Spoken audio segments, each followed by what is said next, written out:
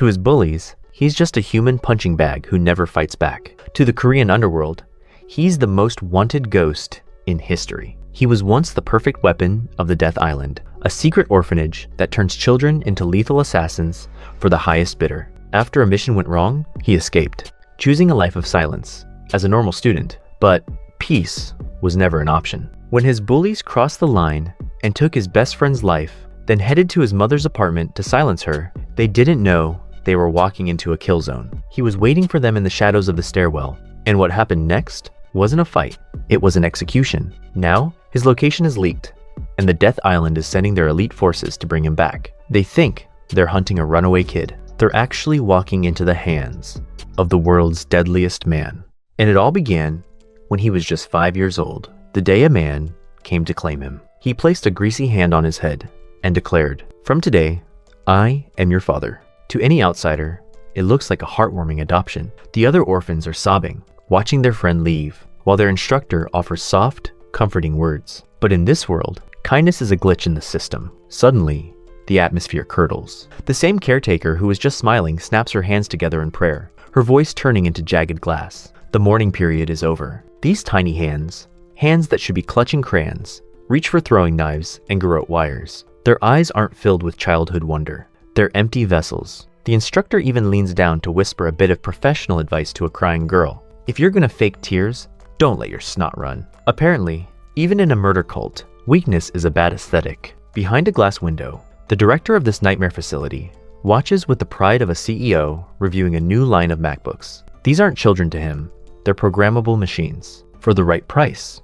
they'll do anything. It's a dark critique of a society that views the youth as nothing more than future labor assets. Though here, the labor involves high-stakes assassination. To keep these organic weapons from malfunctioning, the organization burned 3 absolute rules into their subconscious. Rules that ensure parents, or rather, the buyers, have total control. We see our protagonist Sion sitting in a car with his new father, a man whose only qualification for the role is a fat wallet. Seon is mechanically memorizing a target's face when he notices they're being followed. The man dismisses him, blinded by his own arrogance. A classic mistake when you're dealing with a kid who can see a threat 3 blocks away. Then, chaos strikes. A black car rams them, sending their vehicle into a violent somersault.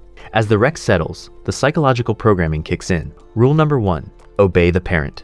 Rule number 2, don't act without permission. Seon is paralyzed by his father's unconscious state until the killers arrive to finish the job. One of the hitmen actually shows a flicker of humanity, hesitating because there's a kid in the car. His partner, however, is a firm believer in the no witnesses policy. That's when rule number 3 activates. If a parent is in danger, all bets are off. In a blur of motion that defies physics, Sion's hand shoots out, turning a man's throat into a fountain.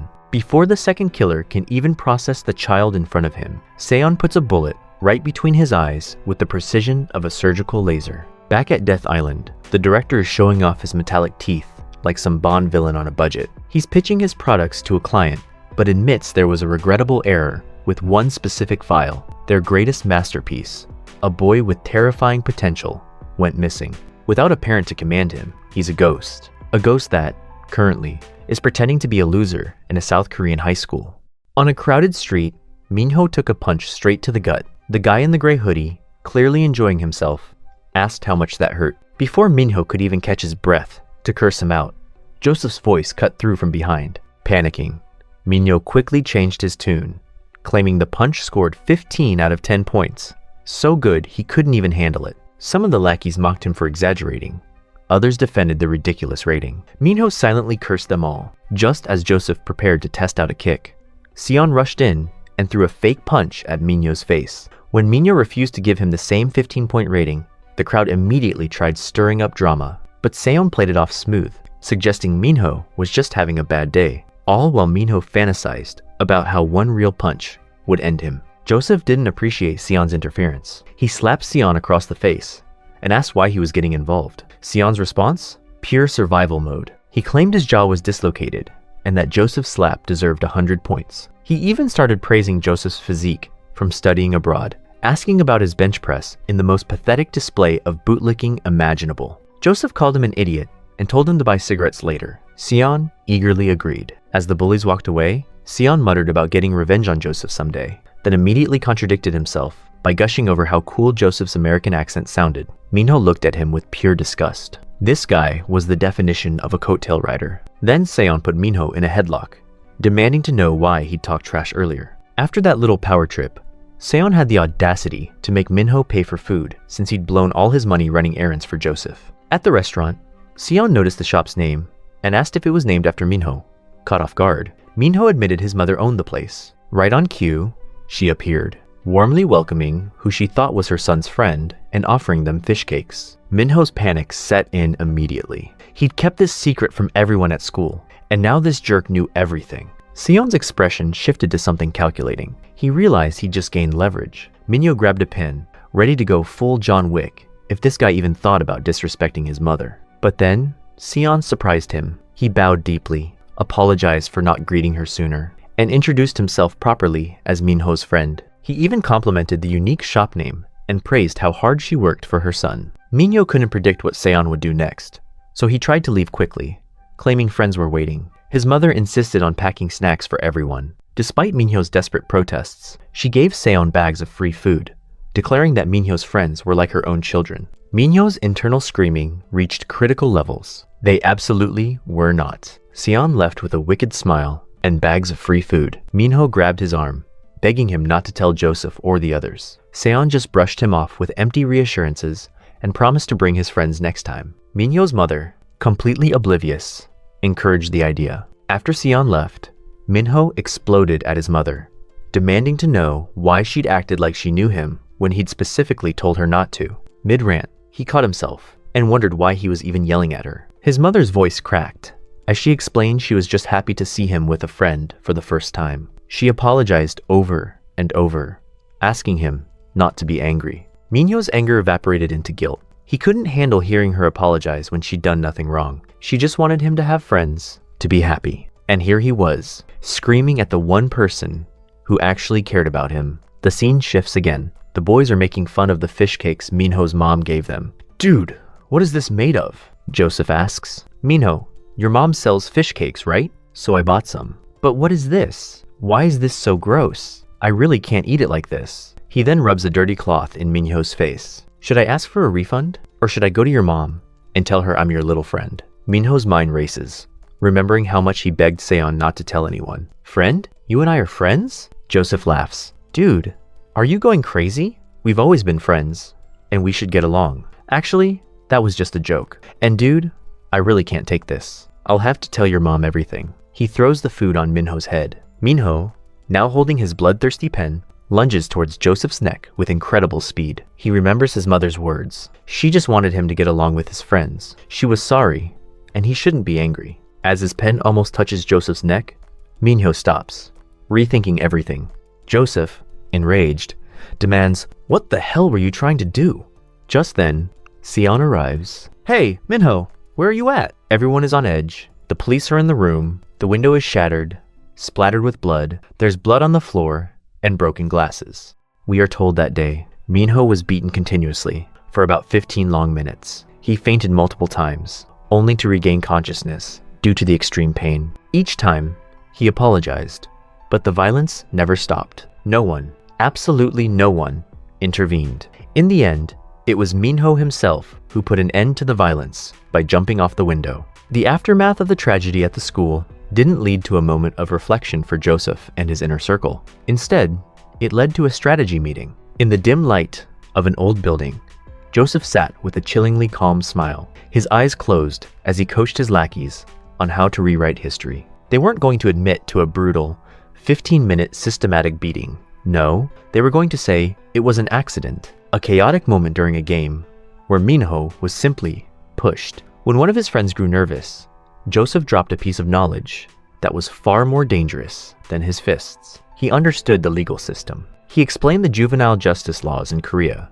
noting with a smirk that since he was repeating a year, he was technically an adult in the eyes of the law, but his friends weren't. He wanted them to take the fall, to turn themselves in red-handed, so they could be protected by the Juvenile Act while he stayed clean. The guy hesitates. "I know about the juvenile law, but we could still face other charges." Joseph pats his shoulder. "Don't worry, there's a solution. If no one files a complaint, nothing will happen, right?" He kicks a suitcase on the floor. "And even if you get locked up, It's not a big deal. The others still look worried. Joseph opens the suitcase, revealing stacks of cash. I'm not asking you to do this for free. Everyone gets 1 million won.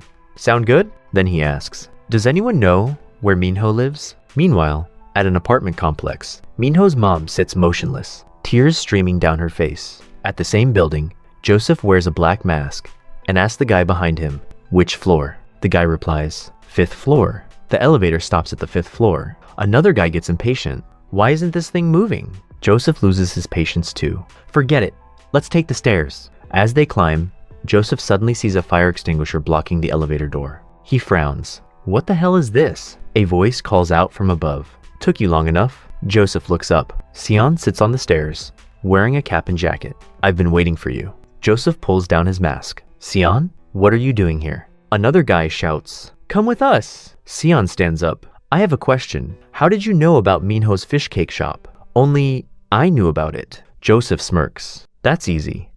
I told you to buy cigarettes, but you took forever, so I followed you. That's when I saw you eating with the neighborhood kids, and that's when I saw Minho arguing with his mom outside the shop. Sion lowers his eyes and walks down the stairs. So, it's my fault. He asks another question. Now answer this carefully. What are you doing here? He carries a long metal rod over his shoulder, half joking, half serious. Sion, isn't it obvious? Joseph grins wickedly. We're here to teach that woman a lesson for filing a complaint against me. Joseph glares at Sion. You know, I've been annoyed with you for a while. You only pretended to bully Minho to make me happy, but you were actually protecting him, weren't you? The thought of Sion trying to trick him makes Joseph even angrier. You've underestimated me. Sion picks up the fire extinguisher from the elevator door. All right, I understand now. Joseph charges forward, screaming, Then die, you idiot! Sion calmly says, Thanks for answering my question. He pulls the pin from the fire extinguisher and sprays it directly into their faces. I had a hunch, but I needed confirmation. Joseph stumbles back, blinded by the foam. What the hell? Sion throws the extinguisher directly at one guy's face, knocking him backward. The guy crashes into Joseph, and they both tumble down the stairs. Joseph shoves him off. Get off me, you idiots! You're in my way! He stands up, grabs his metal rod, and advances up the stairs with murderous intent. Sion meets him halfway with a fire extinguisher. He blocks Joseph's swing, then flips the extinguisher and slams it into Joseph's foot. Joseph's eyes widen in pain as he falls backward, screaming that his leg was broken. Sion walks down calmly and provided a helpful, dark, anatomical correction. He hadn't just broken a leg, he had shattered the metatarsal bones above the cuneiforms. Joseph wouldn't be walking for a very, very long time. Joseph stares at his mangled, bloody leg, trembling. How could you do this to me? Sion pulls his cap down. There are 3 rules every child must remember. Rule number 1, always obey your parents. Rule number 2, he punches Joseph square in the face, smashing his nose into the ground. Do not act without parental permission. The other guys struggle to stand. What the hell is he talking about? Sion grabs one by the collar. And the most important rule, Joseph, his face swollen and bloody, begs, Please, stop. I'm sorry. Sion releases the guy's shirt.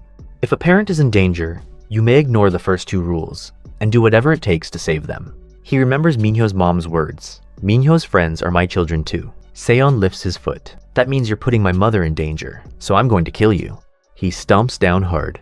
Do you understand? Meanwhile, thousands of miles away, the ripples of this violence reached the Death Island. Rachel, the nun-like disciplinary officer, entered the director's office. A call had come in from the White Tiger Group in Korea. They believed they had found a ghost, a lost legend. The file was opened. Codename Sion. He was the mansion's greatest masterpiece, an elite product trained in stealth, assassination, and the art of killing key figures. He was supposed to have been delivered to the Japanese Yakuza years ago, but a mishap during transport had sent him to Korea, where he was presumed dead, but suddenly, his attitude shifts. He clasps his hands together and thanks the statue of Christ. His gold and silver teeth gleam. Oh Lord, I never thought you would return this child to me once more. He looks at Rachel. So go find him. Do whatever it takes. Understand? Rachel has a large scar on her forehead, white hair, and sad eyes. Yes, I will begin the retrieval process immediately. If things go wrong or he resists, I will use force to subdue him. Beneath her nun's habit are heavy firearms and a skin-tight tactical suit. The director looks at her helplessly. What are you saying? Bring him back without injuring him too much. And leave the guns here. That's overkill. She awkwardly starts putting the weapons away. Elsewhere, a man bows his head at a food stall. I am Joseph's father, Bongu. I have no excuse. It was my fault for not raising my son properly. I promised to pay for Minho's medical bills and his mental health treatment. The people around stare at him like he's a strange creature. Only the woman inside the stall continues working. He continues apologizing. And whatever compensation you require from me, the woman interrupts. It doesn't change anything. This isn't something that ends with a few hollow apologies. He goes silent. The onlookers quickly leave, not wanting to get involved. He looks up at her, his eyes dark. Is that so? Then fine, I'll leave now. He turns and walks away quickly. The woman watches him, horrified. Wait, that's it? He pulls out a handkerchief and wipes his nose, his face twisted with darkness. I believe efficiency is the most important thing in everything I do. But since you're not interested in negotiating, I have no reason to waste my time. She stares at him, unable to speak, but her eyes say everything. He gets into a luxurious black car and looks back at her. I have many other options. And besides, this is my specialty. His face contorts into a grotesque smile. The car speeds down the road. He sneers. My nose is itchy. All that dust and stench. How can she run a business in a place like that? Just demolish that area and build a new shopping district. He pauses. How's the kid doing?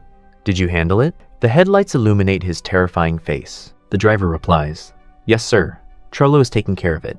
He should be done and calling any moment now. At the hospital, the injured teenager lies in bed, his face covered in wounds and one leg in a cast. He grits his teeth. That bastard Sion. I knew there was something weird about him. Joseph screams at the nurse. He said something about 3 rules engraved inside him. Bongu interrupts. 3 rules? Is that some kind of trend among kids these days? The nurse replies, I don't know. After that, Bongu suddenly cuts her off, raising his hand. Can you give us a moment alone? It'll be quick. The nurse leaves. Joseph sits up and looks at him. Dad, that bastard. Before he can finish, Bongu slaps him in the face. Before Joseph can process what's happening, Bongu speaks in a gentle tone. Joseph, do you know what pisses me off? I don't care if you bullied kids or made them jump off the school roof. I don't care about any of that. If you decided to take the stuff to his house and end things, you should have handled it properly. Bongu threatens him, his face darkening. He points at Joseph.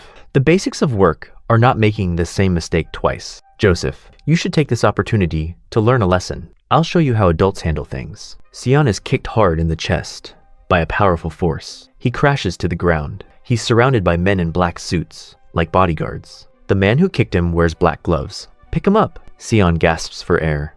Who? Who are you? Immediately, a slap strikes his face. Sion's backpack is thrown into a corner, scratched and damaged. Sion lies on the ground, covered in injuries, unable to make a sound. Trollo asks, not going as you planned, huh? Like when you beat up 4 kids your own age. He removes his gloves and looks down at Sion. But it doesn't work on adults, does it? He tosses the gloves onto Sion. Trollo continues. Right now, one of the bodyguards grabs Sion's arm and pulls it up high. The young master is half paralyzed because of you, so you should lose an arm too. He adjusts his glasses and positions his foot above Sion's arm. As an apology, right? Then he stomps down hard. Sion's eyes widen, and a scream of agony echoes through the room. Trollo looks at him coldly. This is how adults do things, kid. After they all leave, the sky turns to evening. Sion looks at his arm, then uses force to snap it back into place. He scoffs. This is how adults do things. Idiots. They don't even know the difference between a broken bone and a dislocated joint. This is nothing compared to Sister Rachel's training in Death Island. He rotates his arm and looks at his trembling hand. But things have gotten complicated. I can't use my full strength without permission because of the 3 rules. Anyway, this should be enough to calm things down. He picks up his backpack and walks out of the area, annoyed. If not, I'll have to get a new identity. But that's such a hassle. Just then, an elderly woman appears. Seon? The old woman carries a bag of food and calls out to him. Is that you, dear? But why do you look like this? Seon sweats nervously. Hello, ma'am. He thinks to himself, this just got even more complicated. He takes a fork and pushes the food around on his plate. Seon sits silently. The woman smiles and keeps bringing out more food. Don't be shy, dear. Eat as much as you want. Eat more. The command eat more triggers something in Seon's subconscious, and he imagines Minho's mom as his parent. Immediately, he devours the food ravenously. Minho's mom keeps reminding him, slow down, dear. You'll choke.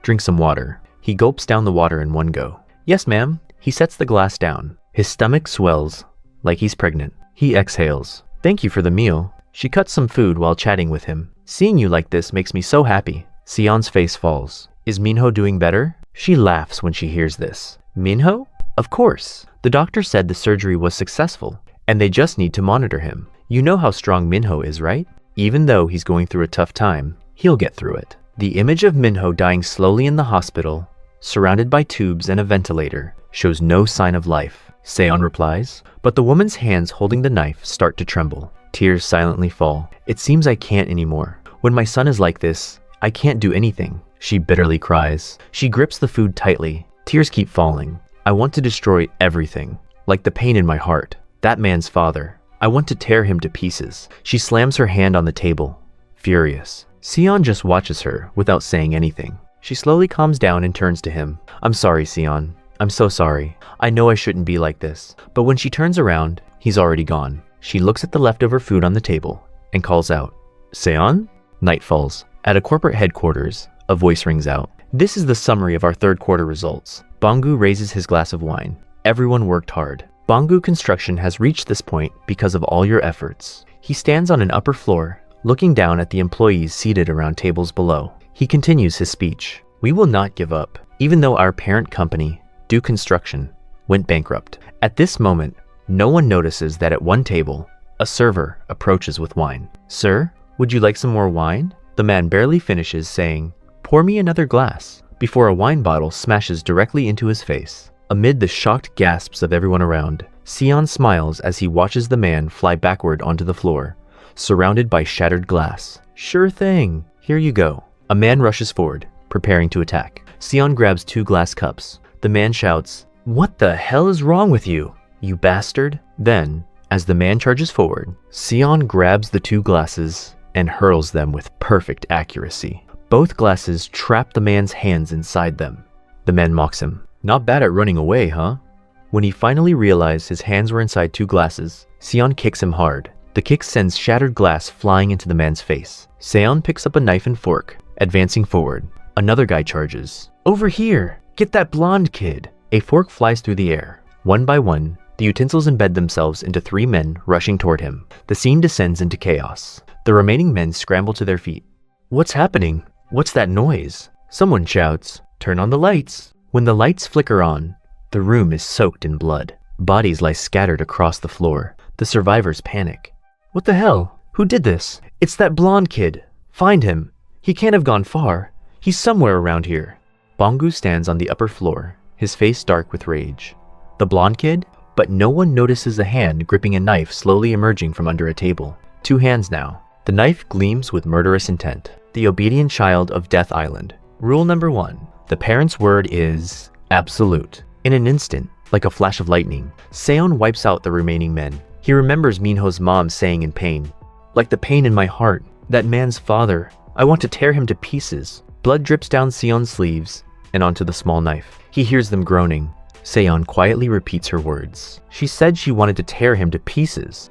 More men rush in. Seon quickly grabs a tablecloth. Everything on the table gets swept up with it. The objects fly directly into their faces. Just as they free themselves from the clutter, a table comes hurtling toward them. Seon kicks it in their direction. The table slams into all of them, pinning them under its weight. They groan in pain. Suddenly, a knife flies towards Seon from behind. He reacts instantly, dodging it. The knife shoots past him and embeds itself in another man's eye. The attacker wears gloves. He applauds. You dodged that? Not bad, but I'm certain I broke that arm of yours earlier. He adjusts his gloves, glaring at Seon. Whatever, this time for sure. Before he can finish, Seon rushes forward, grabs Trollo's arm, and punches him square in the face. Without giving him time to recover, Seon grabs his arm again. Calmly, he says, watch carefully. This is how you really break someone's arm. A sickening crack echoes through the room. Trollo's arm snaps.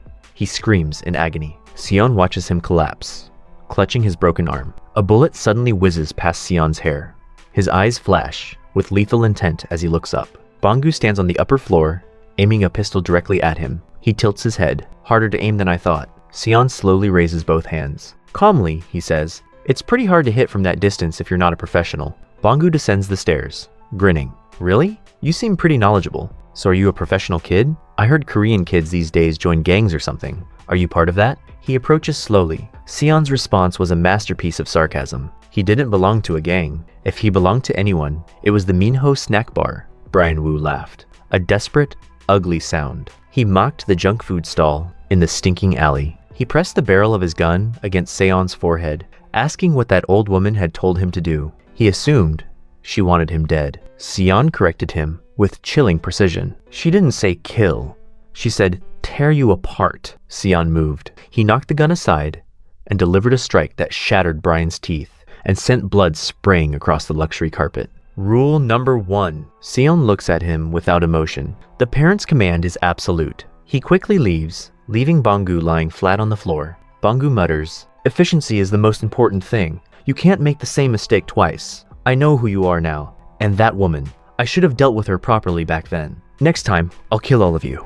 Seon picks up the gun and aims it upward. Why are you spouting all that nonsense? Rule number 3. If there's any threat to the parent's safety, Seon fires a shot at the chandelier above. Bangu looks up in horror. I must handle the threat. The massive chandelier crashes down and slams into the man below, shattering into pieces. Seon walks away silently. On his shoulder is a strange tattoo. His eyes are devoid of human emotion. At the hospital, a nurse asks kindly, Sir, do you feel uncomfortable anywhere? Joseph growls, annoyed. Can't you see? It's terrible. The nurse makes small talk. They say school violence is really scary these days. This is the first time I've seen someone injured this badly. I'm guessing whoever beat you up is very skilled. Still, this is a bit much. Joseph looks at her fussing around. Yeah, it hurts a lot. The nurse holds a syringe, looking at him. But you know, what were you and your dad talking about earlier? You mentioned something like 3 rules. He glances at the liquid dripping from his IV bag. As the nurse injects something into it, he asks, What's that medicine? The color looks strange. The nurse pulls down her mask. You don't need to worry. You won't die if I only use half. She leans in closer, her face darkening. The 3 absolute rules. Do you know what they are? Joseph panics, trying to dodge. I don't know. The nurse removes her wig. You mentioned them to your father today. Or should I rephrase the question? Turns out, she's none other than Rachel. She asked him if he knows a kid who goes by Sion. Her specialties were finally revealed. Disguise, infiltration, but most importantly, interrogation and torture.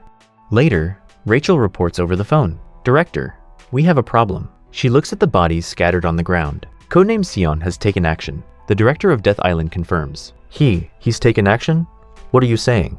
Rachel looks around, stepping over a body. We followed Sion and arrived at the scene, but he'd already fled. Furthermore, there are many injured adult men here. Even if it was Sion, he shouldn't be able to do this because of the 3 absolute rules. The director panics. That's absurd. This has never happened in Death Island's history. That's why they're called the 3 absolute rules. He rushes to the bookshelf and grabs a handle.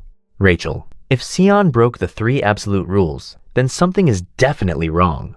Books tumble down from above, all files with photos of children marked in red. He's still in shock. The weapons we sell from Death Island might ignore our commands and target us instead. He looks at Sion's file, stamped with the word lost. We need to change our objective. Investigate Sion first. Observe him carefully and find out if he truly used force without permission. Rachel agrees. Understood. Polished leather shoes click across the floor. The director continues. If you need any help in South Korea, you can contact White Tiger personnel. A tall man smokes a cigarette, observing the surroundings. What? All this was caused by a middle school kid? The bald guy next to him combing his unexisting hair. That's right. Handling this situation made me lose so much hair. Rachel approaches them. She's still on the call. Yes, I found the smoker and the bald guy. I'll observe him when he leaves the scene. The other guy grumbles. I only heard bald guy. What should I do? Rachel walks away from them. The smoker raises an eyebrow. Kids these days call that clothing? The bald man replies. They say she's Russian, and they're very open-minded. Me too. But hey, why is the director always going out at this hour? Is he taking a long break? Or maybe the boss gave him another job. At the entrance of a high school, Rachel begins with a new identity. Sion, I've completed my preliminary investigation on you. You attend this high school. On paper, your parents are abroad. Rachel walks down the school hallway. Students nod and greet her. Hello, ma'am. She smiles warmly. Hello. But her mind is analyzing information. But they're just imposters with unknown identities. Codename Sion. What are you doing here? I'll dig up everything. I'm looking forward to it. How did our Sion grow up? She smiles, almost perversely, at her own thoughts. Rachel remembers the time she trained Sion. Sion, you're the best child I've ever taught. You use every weapon I taught you perfectly. I can't believe you ran away during a mission like that. Rachel stops and looks inside. Here it is, Sion's classroom. Inside, Sion is slouched with his friends, looking utterly defeated. I'm telling you, that bastard Joseph did this. Sion makes an ugly face, clasping his hands together apologetically. I'm sorry. It's all my fault. Rachel watches from outside in shock. That's Sion? Is that cocky kid really Sion? Sion continues laughing awkwardly. That's why I told him, hey, Joseph, don't be so arrogant or you'll die. A guy behind him gets annoyed. Damn it, you talk too much. The guy is irritated, rubbing his head. Shut up and let me sleep. Sion glares at him. What did you just say? The two start glaring at each other. Rachel observes silently from outside. Wait, could this be a ranking fight? There were times like this at Death Island. A fight breaks out to establish hierarchy. It's so cute because they even try to hit me. She smiles. That's right. Based on everything I've found, Sion has always been the strongest. And just as that thought finishes, she watches Sion get pummeled and end up in a heap on the floor. Rachel can't believe what just happened. He's supposed to be the strongest. What just happened? Then the guy stomps on Sion's arm. Sion screams in pain. Wait, I said I'm sorry. You're stepping on my bone. Rachel witnesses this, speechless. Class begins. Rachel fulfills her duty as a teacher. All right, let's look at paragraph 2. While teaching, she analyzes Sion's behavior. That's right, this is a school where he can't show his strength. If he wants to hide his identity, then isn't he still being affected by the 3 absolute rules? I need to observe more. At this moment, Sion is focused intently on his notebook, fidgeting with his pen. Rachel catches on to something. Those eyes, that focused gaze. That's right, I knew it right away. You're different, Sion. Sion also glances in her direction. Rachel's flashback begins. The obedient children aren't just strong, they're smart too. Sion was always the most outstanding child. You can hide your strength, but you can't hide your talent. She approaches him, continuing to lecture. She smiles, thinking while glancing at him. This is troublesome. You should try to hide it better, if you don't want to be discovered. When there's time, I'll teach you. What Rachel thought was Sion concentrating turned out to be him doodling nonsense in his notebook, and he seems to be really enjoying it. She looks at it, speechless. Immediately, a book slams into his head. She scolds him. What are you doing? We're in the middle of class. In the women's staff restroom, Rachel despairs, covering her face. It can't be.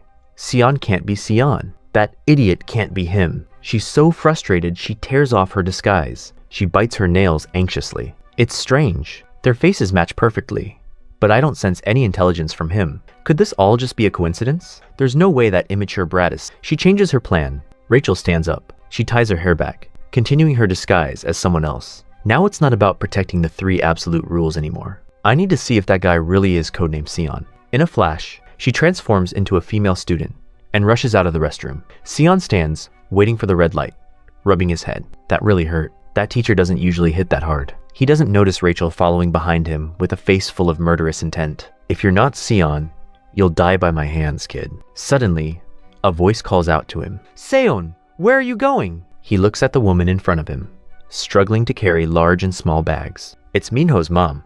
She smiles. We meet again. Your timing is perfect. Can you help me carry these? Seon walks toward her. Sure, of course. She smiles. Thank you, Seon. I'll treat you to fish cakes when we get back. At a Minho's food stall, skewers soak in spicy sauce. Seon devours them, like he doesn't even feel the heat. She watches him eat, laughing. My goodness. Eat slowly. Rachel tries a skewer and looks at her, silently evaluating. I've heard about this woman through Joseph. He put her son into a deep coma. So, what's Sion's relationship with her? Rachel watches him eating ravenously, pathetically so. She curses silently. This guy is so crude. The closer I look, the cruder he gets. There's no way this guy is Seon. How can he make that crude expression with Seon's face? Rachel bites into a fish cake, frustrated. Then, she leans down, wincing. Her face is drenched in tears, tongue sticking out from the heat. Water! Here! The woman hands her a bottle of water. Here, drink this. You can't handle spice, huh? Rachel gulps down a large amount of water. Sweat pours out. Can't handle spice? Are you kidding me? This is like poison. Do people in Korea actually eat this? This could be considered poison. No. Assassination. Sion reminds her with concern. You should eat slower. You're so clumsy. She glares at him with a warning look. I'm definitely going to kill you, you bastard. Now that I think about it, Sion couldn't eat spicy food either. I used to hold his hand every time he ate. He must have had such a hard time living in Korea. Rachel notices Sion's trembling arm. She looks at him, puzzled. The woman asks, Sion, is it good? He smiles brightly. Yes, it's really good. She looks at him, confused. This guy, is he forcing himself? How stupid. If you don't like it, don't eat it. Why force yourself to swallow everything? She takes a sip of water, continuing to curse silently. Don't eat if it's hard for you. Then she seems to realize something. Rachel recalls earlier moments. Wait, back then, when Sion helped Minho's mom carry things. And back then too, when she invited him to eat. This brat listens to everything she says. Right now, the woman asks Sion again, Seon, can you carry this for me? He happily agrees. Sure. Rachel grasps the key point. He follows commands. And when he attacked those men, even if it was Seon, he shouldn't be able to do that because of the 3 absolute rules. That's right. It's absurd for him to do all those things without someone giving orders. But it's very possible someone commanded Sion to destroy Bangu's company. And the only person who could do that is this woman. Absolute rule number 1. The parent's word is law. That's right. Seon has accepted this woman as his mother and listens to everything she says. Then, according to that reasoning, everything becomes clear. Rachel pays the woman. Thank you. The woman takes the money. Wait, let me find your change. While she's searching, Rachel grabs a sharp skewer. Then there's a simple way to confirm this right now. She hurls the skewer toward the woman. Shockingly, it's intercepted by a fork. Instantly, Sion grabs the fork and throws it toward her with a menacing expression. Rachel is thrilled, realizing she's about to fall into danger. Just as I predicted, the chair falls over, startling the woman. When she turns around, no one's there. Sion, miss, you didn't take your change. Elsewhere, Rachel holds the sharp skewer, looking at him maniacally. Absolute rule number 3 for obedient children. If something threatens the parent's life, disregard the rules and handle the situation yourself. The skewer grazes Sion's face. Rachel blocks his punch. He caught her hand, his voice dropping into a low, dangerous growl. He was tired of the games. Rachel, how long are you intending to stalk me? Rachel's smile widened. She looks up at him. So it really is you, Seon. Long time no see. Sion still glares at her. She speaks with confusion. Strange. Why are you following an old lady at a food stall like she's your mother? There's no way a food stall owner could be a customer. Seon coldly replies. What? I don't understand what you're saying. He thinks to himself, I really caused a huge commotion. But I didn't expect to be discovered this quickly. While Sion is lost in thought, Rachel strikes. She shouts, whatever it is. As she speaks, she slams him down like a wrestler. Seon's back hits the ground hard. He lies on the floor, groaning in pain. His face wrinkles in discomfort. Rachel touches him, gently commanding, Come back, Sion! She gives him a dreamy look, softly saying, Many clients are waiting for you. While in pain, all of Sion's childhood memories suddenly flood back. When he was still a small child, he remembers wiping out enemies all by himself. Thinking of that, he mutters, Go back? Return to that? A hand rests on his blood-covered face, gently whispering, Sion. Before Sion stands a long-haired, disheveled person who looks like he's on death's door. The person whispers gently, From now on, that's your name. Back in the present, Sion suddenly opens his eyes and wakes up, stammering, What was that memory just now? Rachel doesn't know what's wrong with him. What are you talking about? Sion's eyes flash with murderous intent. His eyebrows furrow. Sion suddenly jumps up and headbutts Rachel's chin. The impact is so strong that Rachel staggers back. Rachel looks up at him. Her eyes widen, emotionless. Her nose drips blood. She says, So you're not planning to quietly return, huh? But at this moment, no one's in front of her. Sion is desperately trying to escape down an alley, running and cursing. Damn it. I can't believe they sent Rachel after me. Suddenly, he recalls the face of the person who named him as a child. Sion is utterly confused. Who was that? Inside Death Island, a loud shout echoes. What did you say? The director of Death Island yells into the phone, furious. You lost sight of him? What do you mean? Rachel is rushing into a public restroom, even shoving someone out of the way to hurry in and defend herself. I'm sorry, I lost my guard. While changing clothes in the stall, she tells the director, but I found the old lady controlling him with the 3 rules. The director stammers in confusion. I'm sorry? Control him? When did that happen?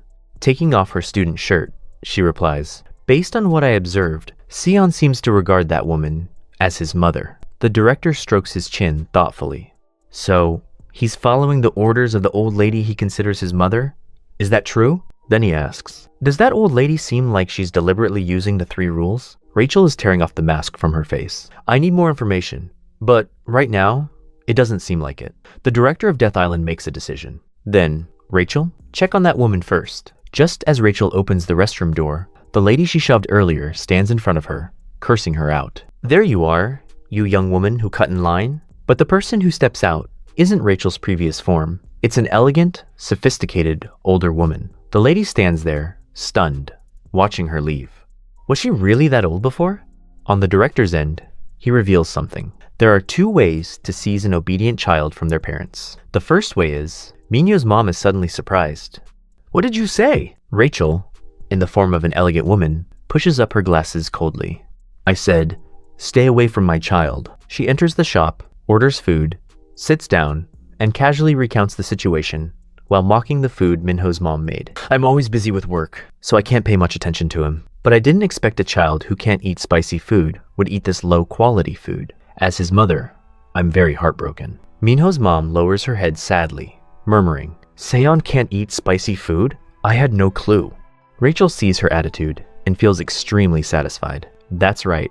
Feel guilty, old lady. How dare you try to be Seon's mother?" The director's plan is revealed. The first way to seize an obedient child from their parents is make the child's parents voluntarily give up their parental rights and orders him to return home. Rachel stands up and repeats one last time, "I know Seon listens to you, but you also have to take responsibility as an adult." She places her hand on Minho's mom's shoulder. "So, if Seon appears again, tell him, go back home. Say it confidently." With that, she leaves. "I'll assume you understood what I said. I'm leaving now." But Minho's mom speaks up in defiance. "No, I won't do that." Then she asks, "You said you're often busy with work, right?" Rachel looks annoyed by the question. "Are you trying to pry into that?" Minho's mom just lowers her head and questions her with a choked voice. "Have you ever looked at Seon's face up close? Seen his clothes?" She asks again, "Do you know what his life at school is like?" Rachel obviously doesn't know what happened. Minho's mom recalls meeting Seon before. Seon always wore messy clothes. His face was dirty. Every time I asked him, he'd say he fell somewhere. She grips the apron she's wearing, her voice breaking. "I used to really think that was the truth. I thought he was growing up like any other kid." A tear silently falls down this mother's face. She suddenly remembers her own son.